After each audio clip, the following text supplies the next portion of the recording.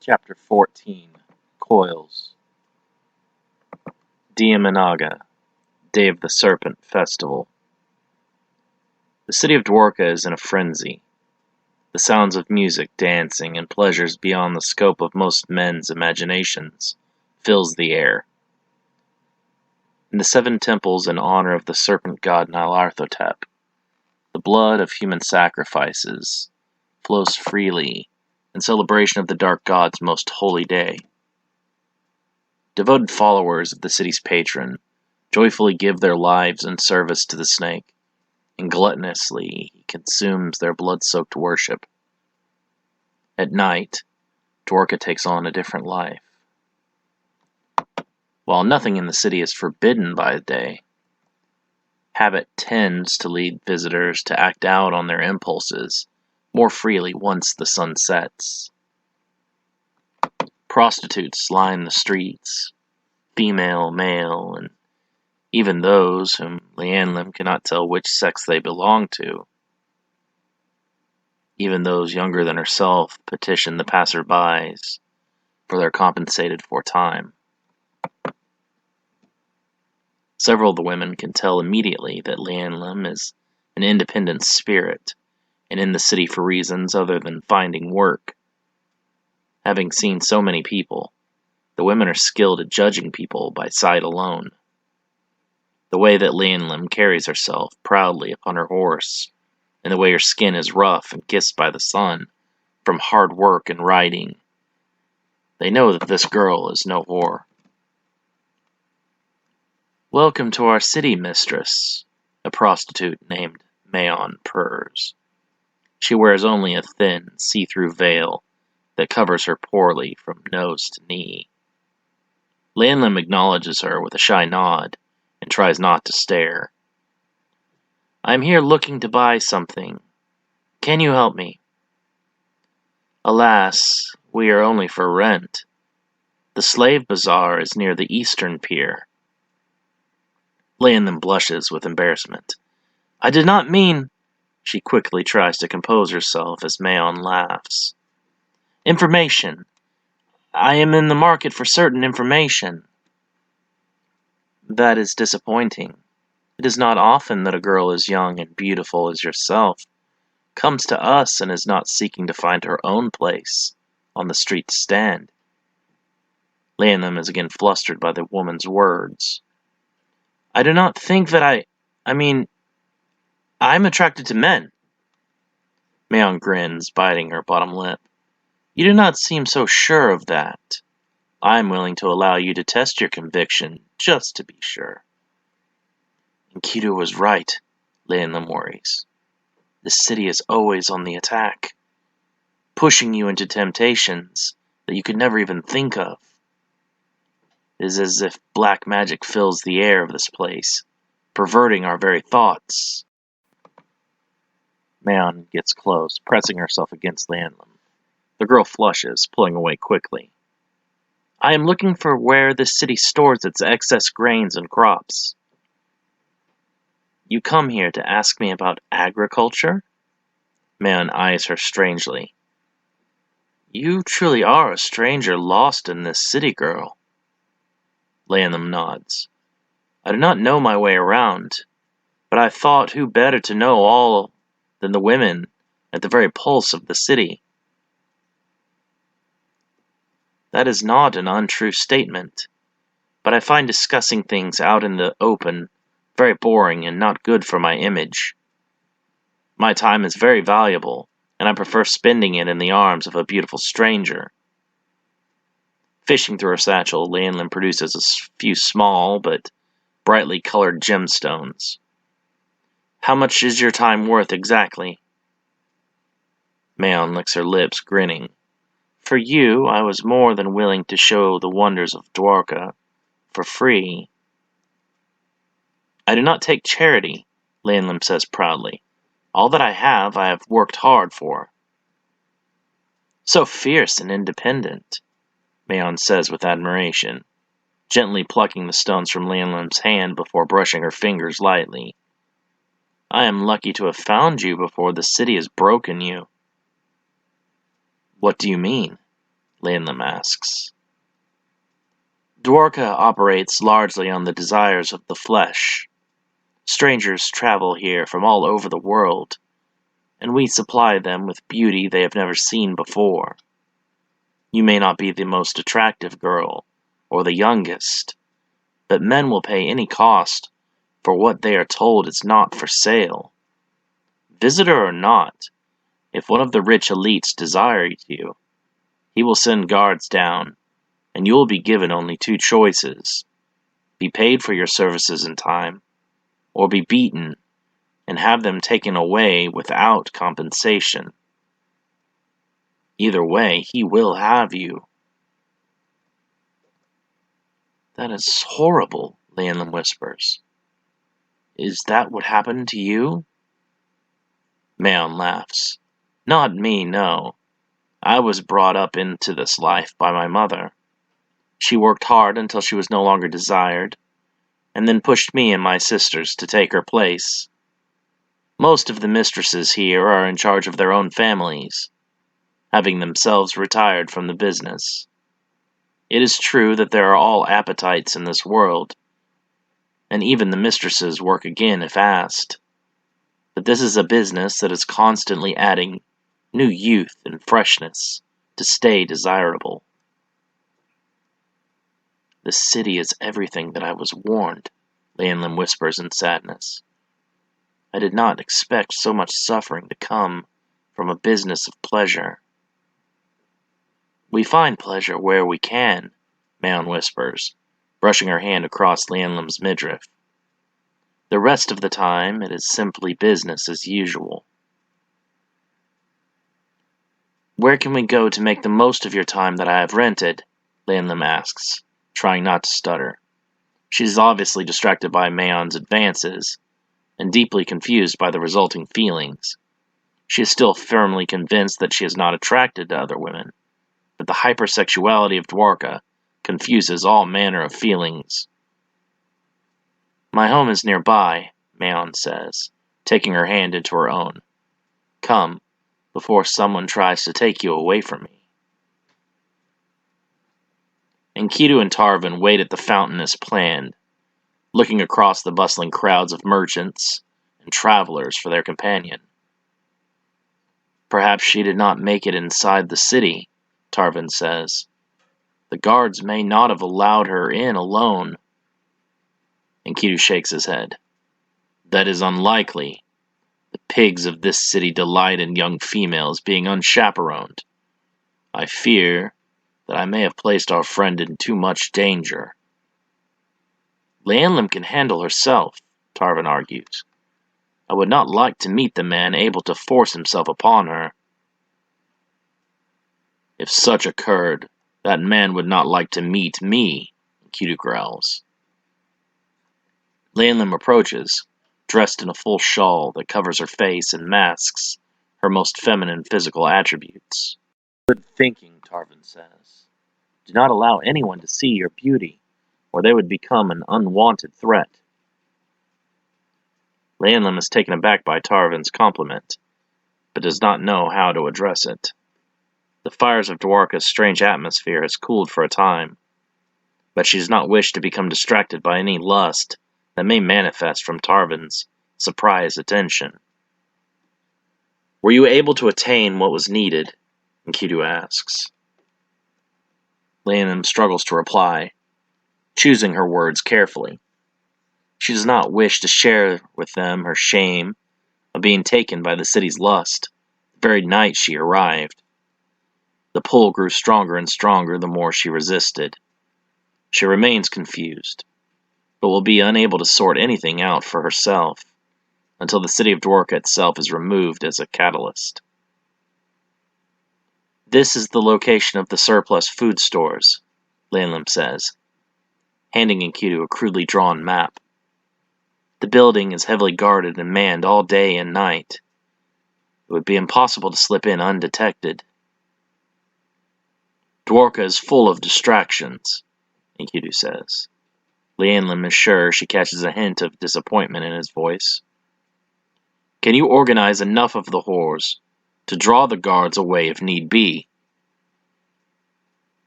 Whores? Lanlin whispers. How did you know where I got my information? Because men are far too free with their tongues around beautiful women. No one has more valuable information in a city such as this than the women that work its streets. Lanlin nods. I believe so. I have enough of the jewels remaining that I could buy their time for at least half an hour. Good. Our negotiations have not yet fallen through completely. But we must keep this a viable alternative. Keep your distance, but stay just close enough to see me signal if I need you. We must tread this very carefully. Tarvin looks between the two of them in confusion. Do you actually intend to steal from Dwarka? Returning home empty-handed is not an option. If our talks with the city purser fail, we will do whatever is necessary. Dwarka can support a great many more people than it already does. Their purses are overflowing and tightly closed. What we need would not even go noticed if we do not make any mistakes. Stealing is the mistake. How can you judge the city for its so-called immorality, and in the same breath speak of robbing them? Lanlin becomes insulted, her own guilt rising up, to a point she cannot hold back. Are you so perfect that you have found no temptation in this foul city? We're all being pushed by Dwarka to become like them, so that we will never desire to leave. We must get what we came for and flee before we no longer want to. Enkidu nods. I have been trained as a priest to have greater resistance to the flesh, but even I am tempted by the city. I fell for the lusts of a young woman here against all better judgment, and the pain that decision caused brought the demons to our city gates. Both Lanlin and Tarvin are shocked and horrified by this admission. What do you mean? Tarvin whispers. Are you saying that you're responsible for the destruction of our homes? The deaths of our friends and loved ones? In a way, Enkidu replies with shame and sadness.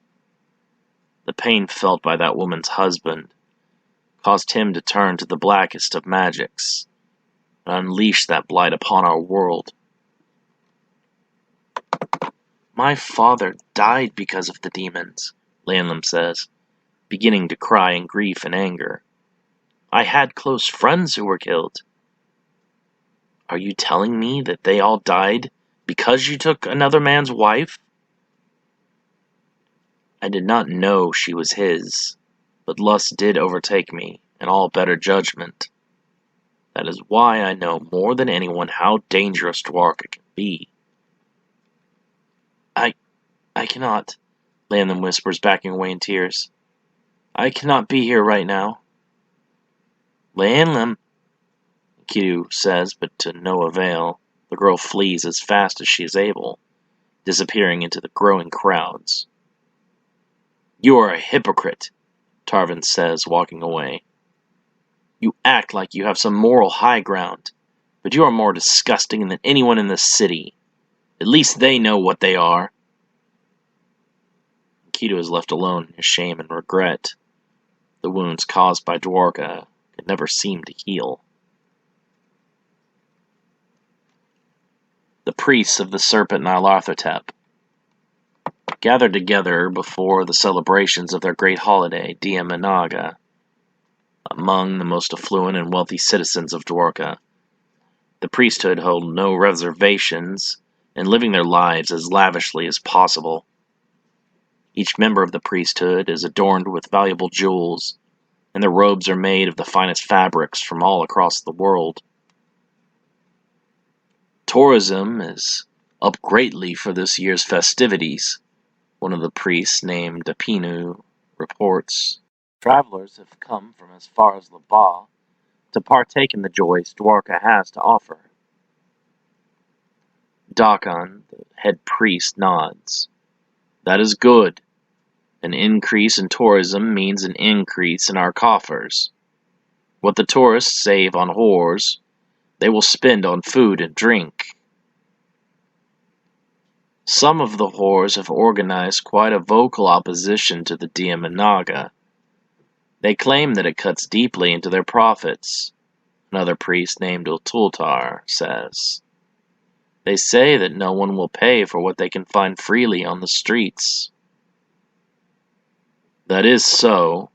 The whores are smarter than I assumed, Dakon laughs. I did not think that they understood economics while on their backs. This could be a problem. The Diam Anaga is but one day. The whores are the most lucrative resource of Dwarka the rest of the year. If the brothels become unhappy, we could take a severe hit to our city's finances, another priest named Marbite Apla argues. I believe we need to come up with a compromise. The whores need some kind of assurance that they are not being singled out to fail. Yet we will still ensure that Diam Anaga is a success. If we were to make an arrangement with the tavern keepers to allow the whores to drink free throughout the festivities, I believe the issue would be resolved, the Tultar suggests. Dakon agrees. Good, then that will be our course. If the whores are happy, the city's tourism will thrive the rest of the year. We cannot afford to have a drop-off in visitation because the whores are no longer working. We have a reputation to uphold. He looks around the chamber. Are there any other pressing matters to attend to? Marbidia Pla speaks up. There have been a rash of high-profile assassinations as of late. Our city's most wealthy and influential have been targeted. The priests begin to chatter nervously, frightened that they could become the next victims of this killer. Elaborate, Dakon says, trying to get more information and hopefully ease all of their fears. The head of the Eraran clan was found in an alley east of the bazaar 2 nights ago. He had no marks on his body that would indicate that a struggle took place. Then the old fool's heart must have given out on him. Milararan had a taste for athletic young girls, Dakon says dismissively. Perhaps, but the heads of the Zilad and Gulel clans were also found in the same condition in different alleys. Evil spirits! The Pinu shouts. How do we defend ourselves against such things? Dakon sighs audibly. Or they were poisoned. Do not jump directly to the supernatural. Interrogate the employees of every apothecary within the city and see if you can root out our assassin. Arriving alone at the temple, Enkidu awaits his meeting with the city's purser. After nearly an hour, a servant of the purser approaches him. I regret to inform you that the master has received some troubling news and will be unable to meet with you at this time. He encourages you to come back after the Diam Anaga celebrations, when things have settled down a bit. Cursing under his breath with frustration and disappointment, Enkidu heads to the fountain rendezvous. He does not know if either of his companions will return after their falling out the previous day. He cannot blame them, really. He himself is sickened by his past actions. How can one espouse values and morality, and then turn around to bed the wife of his own kinsman? It was bad enough his actions led in part to the Sakari invasion, but now those same deeds threaten the survival and restoration of his city. The bustle of Dwarka is different today. Enkidu notices that nearly every resident of the city makes a pilgrimage, from temple to temple, in a show of mass worship. He assumes that today must be some kind of celebration, or day held in regard as holy. It seems the temples of the Serpent are receiving the highest increase in traffic. Turning Enkidu's stomach in disgust. Diam Anaga, he thinks, bile rising in his throat. A procession of elaborate and colorfully dressed priests and priestesses head for the Temple Anaga shop, primary worship place for the vile Serpent Nyarlathotep. The robes and shawls of the priesthood are violet and gold, decorated with rare and precious gemstones. Their clothing remains unfastened, leaving exposed the chests and lower regions of both male and female. The bald one with all the piercings, he's one of the head priests, Lanlum whispers, standing beside Enkidu but not making eye contact. His name is Dakan. The man she points out is large and imposing, and Enkidu can tell that he is no mere priest. Waves of dark energy vibe from Dakan, and Enkidu is sure that he is a warrior priest of the Serpent. Dozens of golden chains and rings adorn Dakan's face, hooking through his nose, lips, and eyebrows, while also snaking up the length of his ears in a golden tribute to his god. He surely is the hand of that vile worm Nyarlathotep, Enkidu growls, despising everything the Serpent cult represents. The women of Dwarka fear him. They call him the son of doom, Lanlum explains. Whenever he appears, girls vanish, never to be seen again. The priest defiles them before his god, and then offers them as a living sacrifice, Enkidu says, having noticed the blood stains on the floors of all the temples of the Serpent. Sexuality and death are both sacred aspects of the Serpent cult worshipped in Dwarka. I had no right to judge you the way that I did, Lanlum says. I felt the pull of the city instantly, and was too weak to resist the atmosphere of sin all around me. The longer one is exposed to the foul air, the more difficult it becomes to fight the impulses and urges the city pushes upon you. After we parted, I found myself thinking horrible things, and was drawn to act upon them as if I was under some kind of powerful enchantment. She moves aside her coverings to reveal a blood-soaked bandage wrapped around her right thigh. Drowning the urges with pain was the only way that I could overcome the city and prevent myself from further debauchery. Enkidu is impressed that Lanlum was able to find a way to block Dwarka's enchantment and commits the method to his memory. It may be necessary later for even himself if they are forced to stay longer than planned. Dwarka's lust is strong, and even the most willful struggle to maintain control of themselves. He fears the worst for someone like Tarvin, who does not possess any self-control. Have you seen Tarvin? He will be consumed by the city far more easily than either of us. He must be found before he is pulled too far into depravity. Lanlum shakes her head. I have not seen him since we parted yesterday. How will we be able to find him in a city this large? I do not know, Enkidu admits with frustration, but we must find him. If today is truly a holy day to the Serpent, there will be more human sacrifices before the celebration is complete. Everything is in place for tonight. I can have the girls ready to pull the guards away from the food stores on your order. I will locate Tarvin and join you at your location. Have you secured enough carts and horses for travel? Horses will be standing by, Lanlum says. I also have gained up 2 carts with the last of the jewels you entrusted to me. 2 of the girls will drive the carts out of the city in exchange for us taking them to another village. Enkidu looks at her with suspicion. What sort of deal have you worked? Some of the girls do not wish to be a part of Dwarka's way of life. They do not care where we drop them off at, so long as it's away from here. Can they be trusted?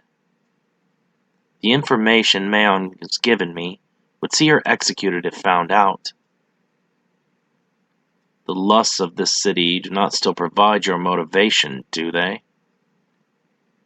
Leanum struggles, wondering if a part of her still believes this to be so. If she can get Maon away from Dwarka, and then still feel drawn to her with the same intensity, then perhaps she was not as badly lost in the temptations of the city as feared. She will not accompany us all the way home, Leanum says finally. Whatever this city has made me feel, I shall deal with it on the road home. Enkidu accepts her answer, understanding the struggle to continuously question which desires are your own and which have been influenced by Dwarka. Dakon's procession passes closer by them, and the head priest makes eye contact with Enkidu for an uncomfortably long period of time. He knows me, Enkidu whispers, or at least he senses who I am. Dakon halts the other priests. You, he points to Enkidu. How long have you been visiting this city? 3 days, Enkidu replies, tensing his muscles and ready to draw Tiavan at any moment.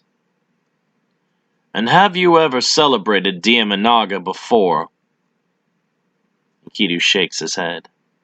I have not yet had that pleasure. Dakon laughs.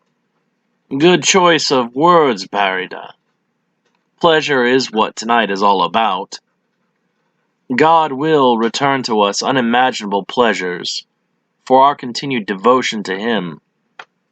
I hope to see you again tonight, enjoying all our city has to offer. Enkidu does not remove his hand from his sword. You can count on it. The procession passes them by, but by the end of it, dozens of naked slaves bound by rope are pulled along. The slaves are led up to the steps of the Temple Anaga shop, where Dakon addresses the city in a loud voice. Beloved sons and daughters of Dwarka, blessed is today above all others. The people of Dwarka erupt into a frenzy of wild cheering, as Enkidu and Leanum try to slip further out of the massive crowd.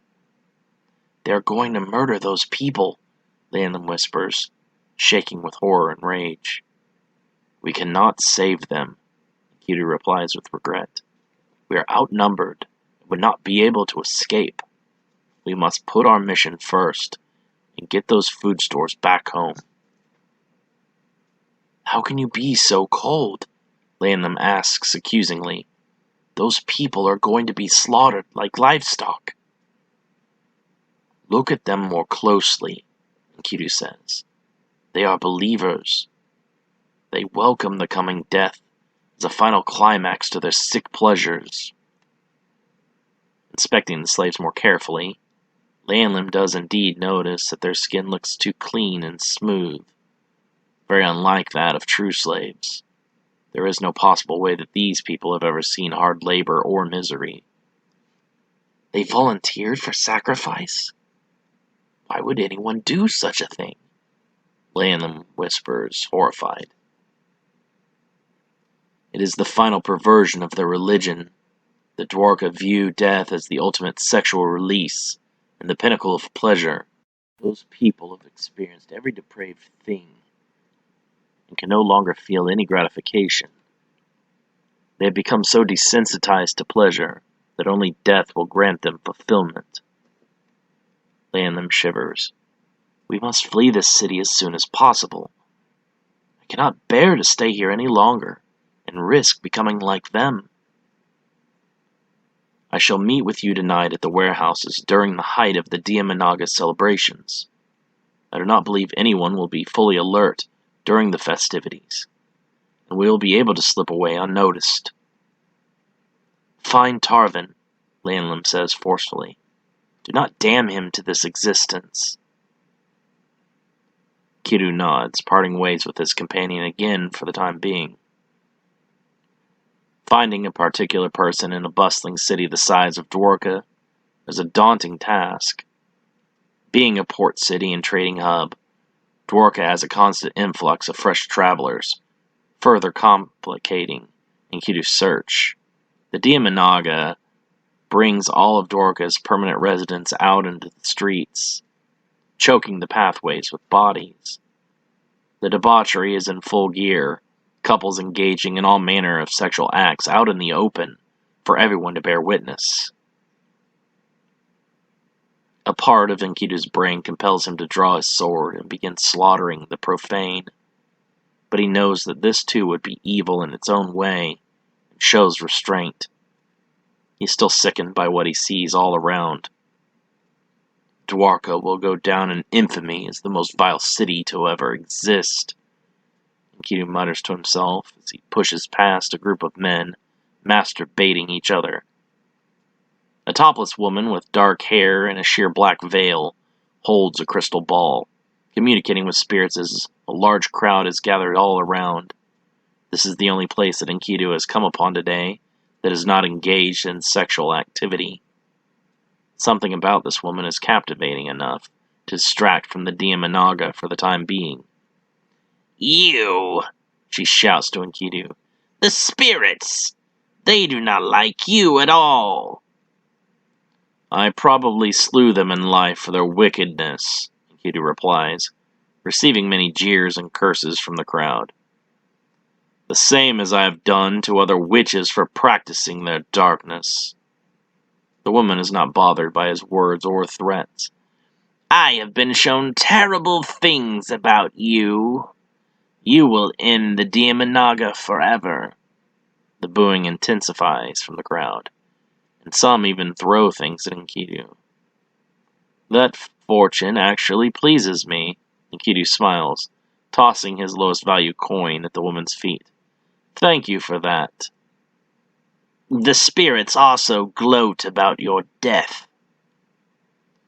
"Tell your spirits that they have no business bothering the living." Enkidu continues throughout the city, finally locating Tarvin, who is engaged in a passionate session of deep kissing and groping with a busty woman from the village of Gilga, south of the Ethion jungles. "Tarvin, what are you doing?" Enkidu asks in disappointment. "Why am I not surprised that the only person in this entire city that is not having fun is you?" Tarvin replies. "We have only this life to enjoy. Why do you spend the fleeting time you have in misery? There's so much to offer in Dwarka, if you'd only lighten up a little." "The foul air here has corrupted you," Enkidu sighs. "What do I tell your father?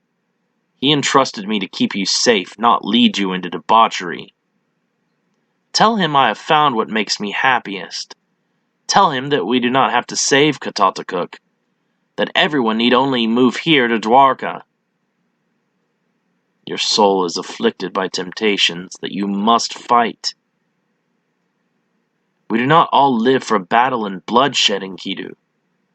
This city and all of its pleasures are all that I desire. Now please, leave me be.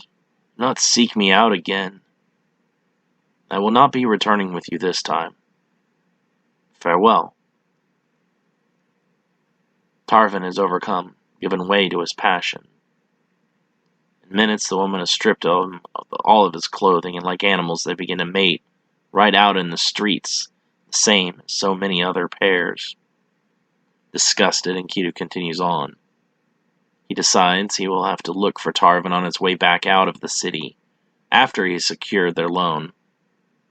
Keeping the young man around before may cause more grief for Enkidu than use.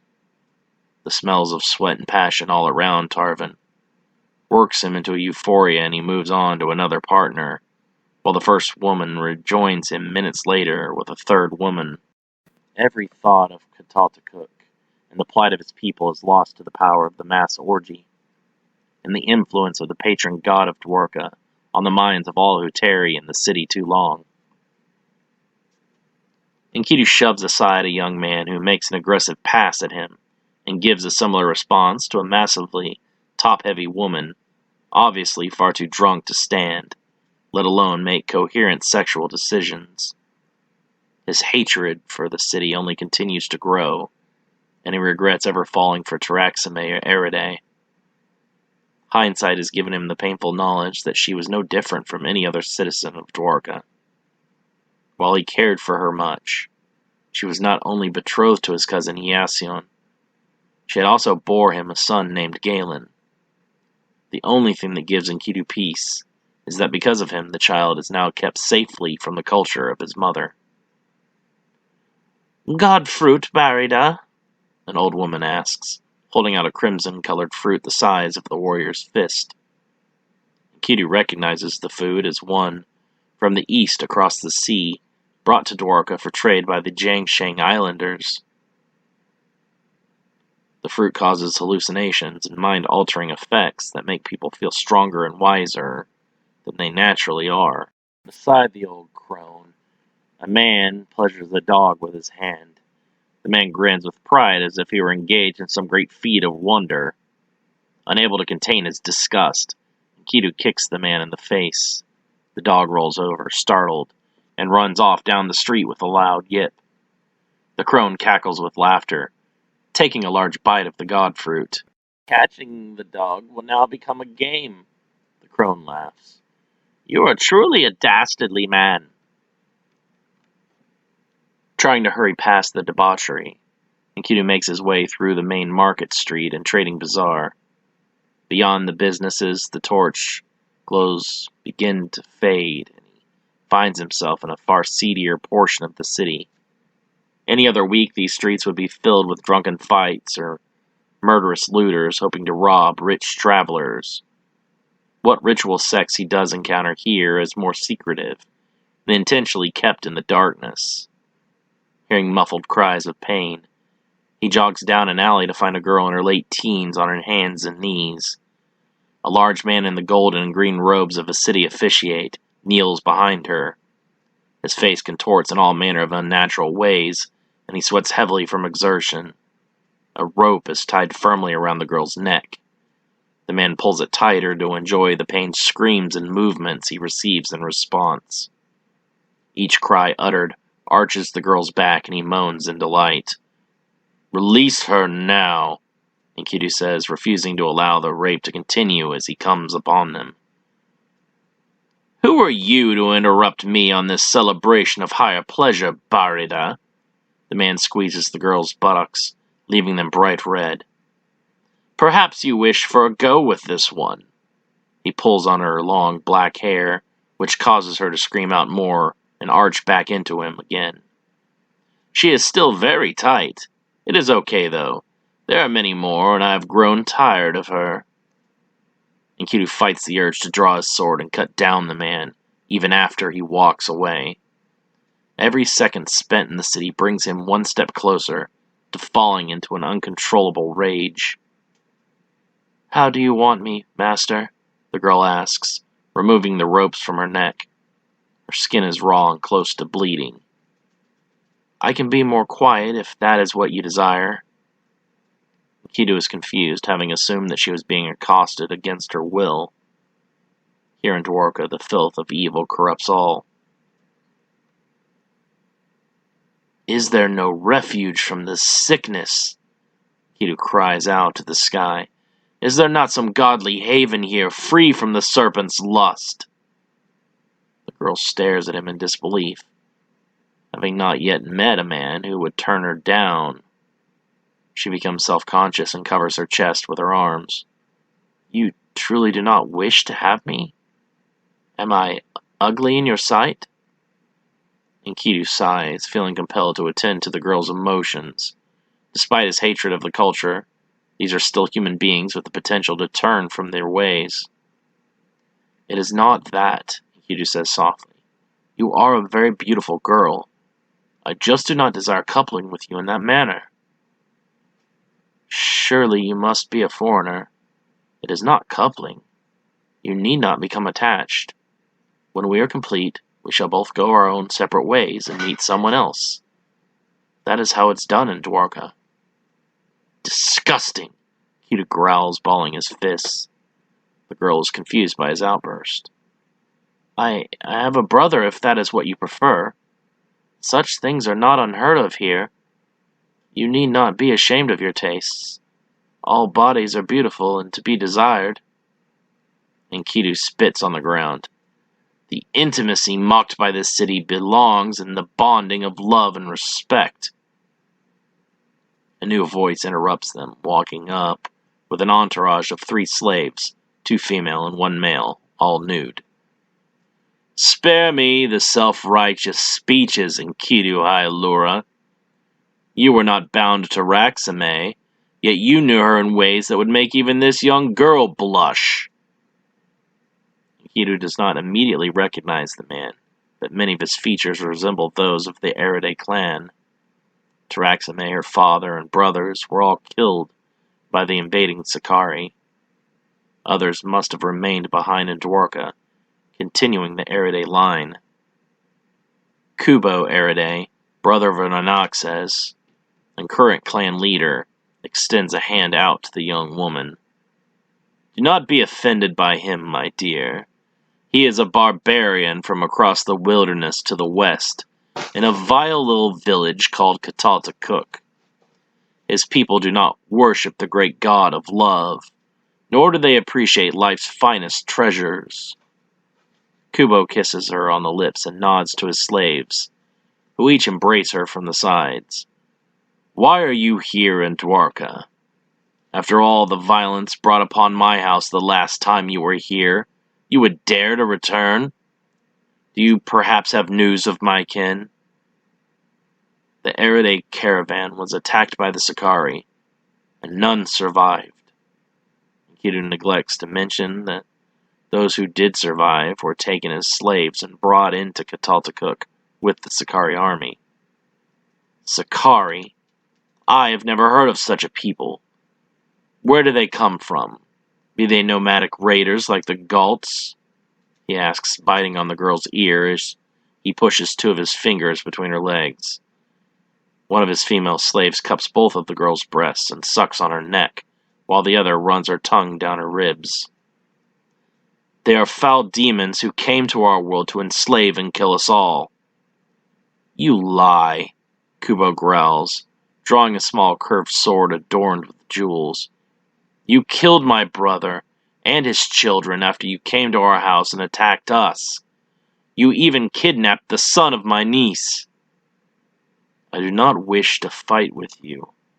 There is nothing to be gained from the spilling of more of your clan's blood. As angry as Kubo is, he is no fool.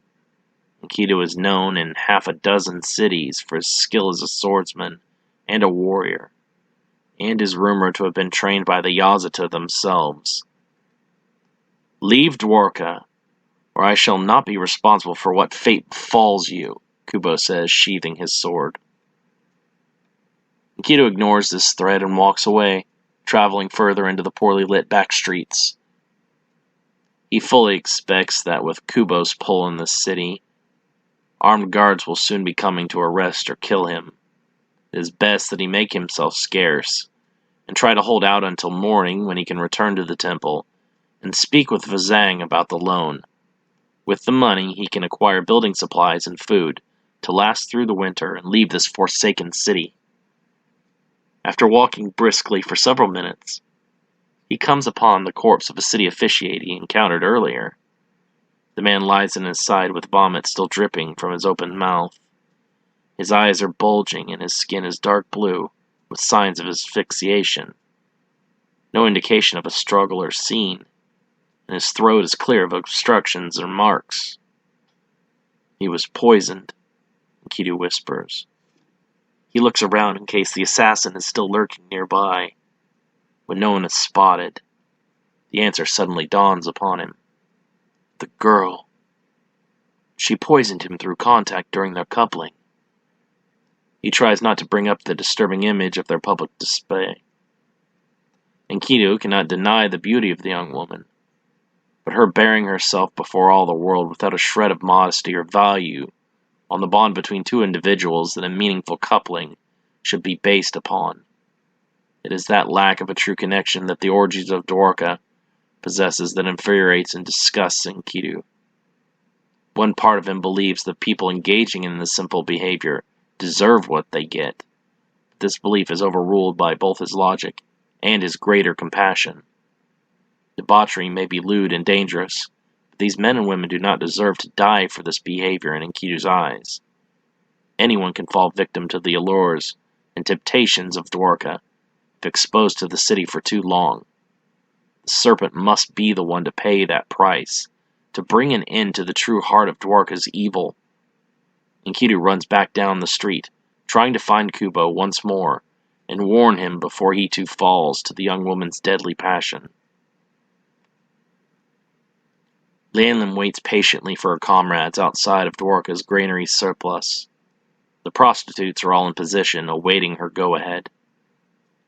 "What is taking your friend so long?" Maon asks, concerned. "I do not know. Perhaps they were taken by the Diam Anaga celebrations, and are lost to depravity." Maon spits on the ground.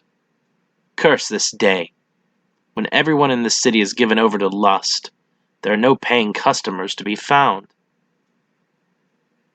Lianlim does not know why, but she laughs at this statement. "I can feel the power of the celebration pulling at me stronger than ever before, beckoning me to join them. I pray that my friends were able to resist." Maon looks at Lianlim's bandaged thigh and a second fresh blood stain spread out beneath the fabric. "You harm yourself so that you are not attracted to me?" She seems genuinely hurt by this. "It's not like that at all. I must be able to think clearly, and so long as the lust of Dwarka pulls at me, I cannot be sure of what I feel. The pain dulls the magic, and it has me much more aware of how this city operates." She pauses, seeing several new figures appear up ahead. "That is Dakan.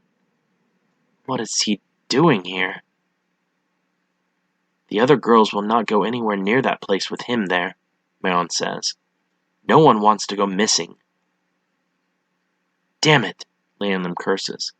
"This is not going smoothly." The guards posted around the perimeter of the building and Dakan himself stand by to speak with the added security detail, approaching from down the street. "The Diam Anaga is under attack," Dakan says. "There have been numerous murders reported throughout the city. I need every available man in the streets patrolling for those heathens, and bring them to justice." "What about the warehouses?" a guard asks. Dakan dismisses the man's concerns. "Tonight is about pleasure. No one has grain on their mind at the moment. The food stores are perfectly safe. Gather all your men, and begin thorough sweeps of the nearby streets. They cannot be allowed any refuge from us." "Did you hear that?" Maon asks. "This is our chance. All of the guards are leaving. The warehouse will be unprotected." Lianlim worries, knowing in her gut that the trouble Dakan spoke of refers to her companions. "I must find Enkidu and warn him. Not even he can defeat all of the city guards." "Your friends came to Dwarka to save your village. By drawing the guards away, they are doing their part. We cannot let that be for nothing." Lianlim nods, though her worries have not left. "Tell the girls to go ahead as soon as the guards are completely out of sight. I will keep lookout up here until I am sure that they will not be returning." The women break into the warehouse, loading up the 2 carts with bags of grain, enough to feed hundreds of people. With these stores, Kataltakuk should survive until the seedlings are mature enough to harvest. Maon explores the other buildings, her eyes widening at the brilliant shine that illuminates one of the rooms. "Gold," she whispers. The other girls come running, each scooping up as much as they can carry. When the carts have not received any loads for several minutes, Lianlim goes down to investigate and make sure that no problems have arisen. "What are you doing?" she asks. "Stealing their riches was not part of our agreement." "The food was your need," one of the girls says. "It does us no good. But with this gold, we can buy our own carts and horses." "She is saying that we do not need you anymore," another girl says, moving to Lianlim's side and brandishing a small knife. "This is unwise," Lianlim says, taking a deep breath. You put all of our lives in danger with your greed. We can work this out, Mayon says, trying to calm the tension. There's no need for violence. This is your last chance, Lanlin warns, drawing her bow. The girl with the knife laughs. You cannot hope to make threats with that. Lanlin quickly draws, nocks, and releases an arrow in the time that it takes the girl to finish her sentence. The projectile pierces her right eye and penetrates her brain. The girl sways on her feet for a moment, her body not fully aware of its death. Lanlin pivots, aiming a second arrow at another one of the girls. Okay, the girl says, holding her hands up. You win. Finish loading the carts. We need to leave this city before the guards return and learn that anything is missing, Lanlin says. Enkidu, Tarvin, I pray that you are both safe, Lanlin thinks. The streets of the large city make it difficult for Enkidu to conduct any useful tracking. Perfumes, oils, and human perspiration fill every inch of the air. With none of his quarry being physically powerful, he cannot rely on his more advanced senses to track them by their auras. Focusing on the strange poison, he finally gains a trail and follows it to a darker area behind the markets. This area is even shadier than the previous one, and he passes several bodies that have clearly been dead for days, swollen and covered with flies. The men have begun to putrefy and dissolve into streets in the form of a black tar. Parts of their bodies have been scattered by roaming dogs and carrion birds. Enkidu holds his breath and tries not to breathe in the horrid stench as he passes. Further down the alley, Kubo stands with the young woman from before on his lap. Using his upper body strength alone, he guides her up and down as his slaves passionately kiss and caress their naked forms. You must cease, Enkidu shouts, running up to them. Kubo curses, withdrawing from the girl and picking up his sword from the street. Your disrespect has gone unchallenged for too long, Kubo growls, extending the weapon towards Enkidu. The man does not bother to tie his robe closed once more. It was not enough for you to violate my home, that you must publicly embarrass me as well? Well, no more. I shall reclaim the honor of the Eridae clan that you have stolen. Nothing I have done was intended as a slight against you or your family. But that girl you're with is a murderer. Before you arrived, she had just coupled with another man. I came across that same man just minutes ago lying dead on the street. Kubo's veins bulge and he glares at Enkidu with hatred. Many men are killed in this city each day. If he was heavy with coin or jewel, he was the target for any of the hundreds of scoundrels prowling the shadows. Thieves kill by force. They stab, bludgeon, or strangle their victims. This man was killed in the manner of women. Poison? Kubo whispers, licking his lips and tasting them. Subconsciously, he hopes that there is some taste that he can detect to console him and tell him that Enkidu merely lies, but there is none. You lie. He pushes aside his fears and suspicion and focuses instead on his hatred for Enkidu.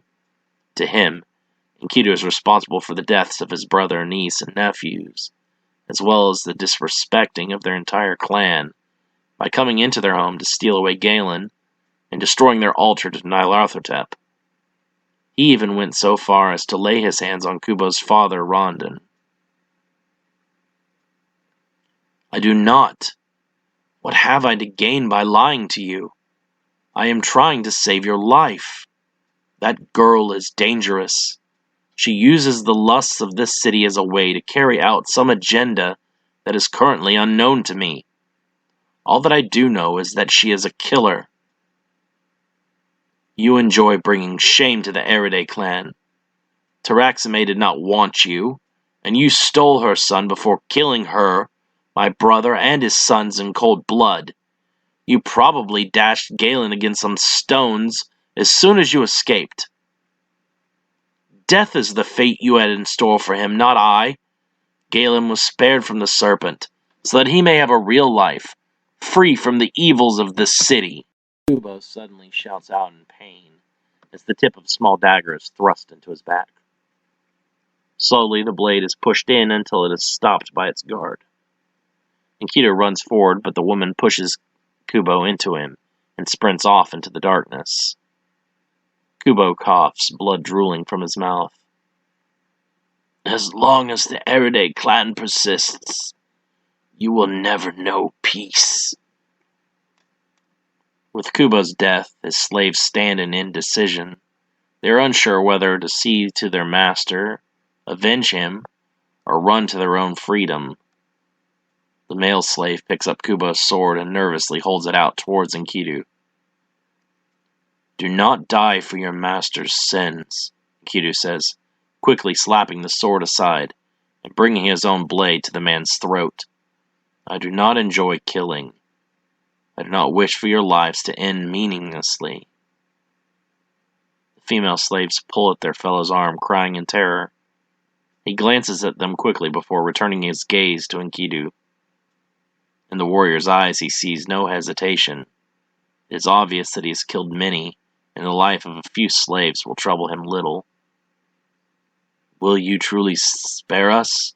The slave asks, trembling. Enkidu is unflinching, keeping his blade steady at the man's throat. He does not blink even a single time. To the slaves he seems inhuman, incapable of terrible things. Enkidu nods, lowering his sword. The slave suddenly twitches, swinging Kubo's sword at Enkidu, who spins as he brings Tiavan across his throat. The slave collapses, his head severed from his body, in a gruesome flash of blood and steel. Screaming as they are suddenly splashed with blood, the slave girls run away in horror. Enkidu cleans his blade on the man's body before sheathing it. I am sorry. It did not have to end this way, he whispers to the body. He looks up, seeing that everyone else has fled. Enkidu corners the young woman in an alley that dead ends at a deep water well. She holds out her dagger, trembling with fear. She is tough, but her skill as a fighter is limited.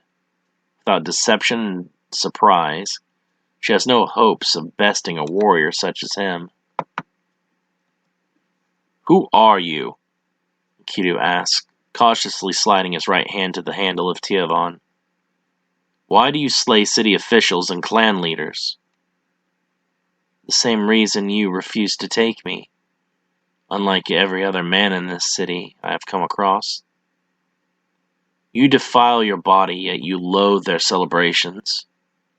I do not understand. She spreads her arms, exposing her nakedness to Enkidu with no shame. Her body is thin and possesses little musculature. It is obvious from her visible ribs that she is not from an upper-class family. Not everyone has skill with a sword or political power with which to make change. Some of us have only our wits and the weaknesses of flesh to wield. There must be some other way. Two beings joining together as one is sacred and should not be defiled in such a manner. Are you betrothed? The young woman named Haida Nagalik asks accusingly. I highly doubt a man such as you has never lain with a woman. In fact, I believe I recall that clan leader mentioning his niece, and you as having been together for a time. How dare you judge me when you yourself are no pure soul? It is true. I have sullied my own purity and reputation. I believed that Terexame, Erede, and I were in love. I did not know then the depths at which the stink of this city pervades. She and my kinsman Iyasion were together, and she had borne him a son. My own passion blinded me to her manipulations. She pitted me against my cousin and resulted in the deaths of hundreds of people. Haida is silent, taking in all he says. Enkidu bares his soul to her, and she can feel his anguish through every word. He is still deeply in pain, and after all that has happened, and he holds himself personally responsible for the murders of his fellow villagers at the hands of the Sakari. Were it not for his lusts, Yassian would never have opened the doorway to Averno, and the ruthless beasts Inyana and Yamura would never have led their army to ravage Cataltakuk. Taraxime was of this foul city. I had hoped that she was different, but I now know that to be of Dwarka means that one day you will become ensnared by its evil ways.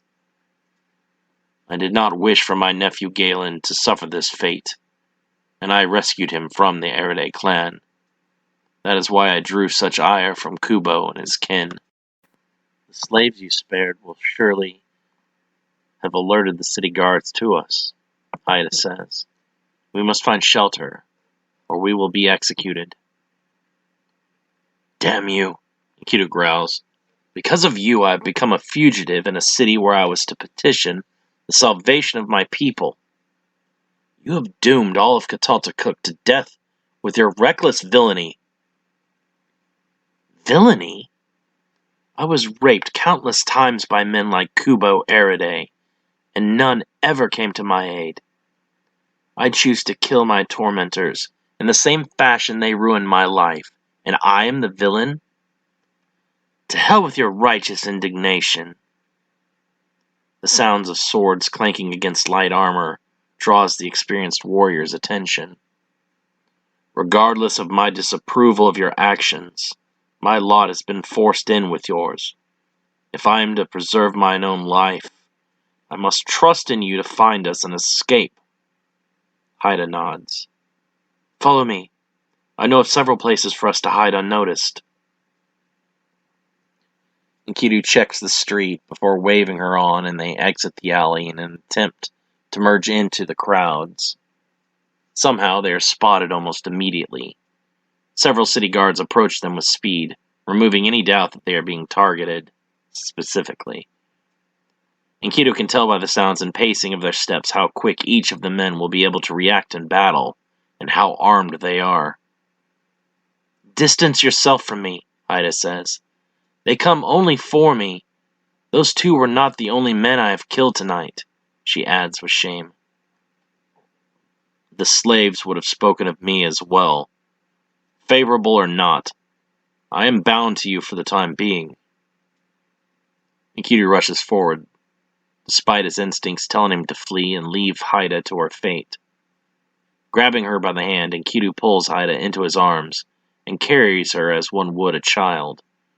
He scales a nearby wall and climbs up onto the rooftops. Unable to follow closely due to the crowds, the guards are quickly lost from sight, and the duo drops back down to the street at the other side of the main bazaar area. Why did you save me? Haida asks, looking up at him with amber eyes. Enkidu sets her down gently. I disagree with your methods, but the celebration of the Serpent must stop. Too many souls are damned, only to make the worm stronger.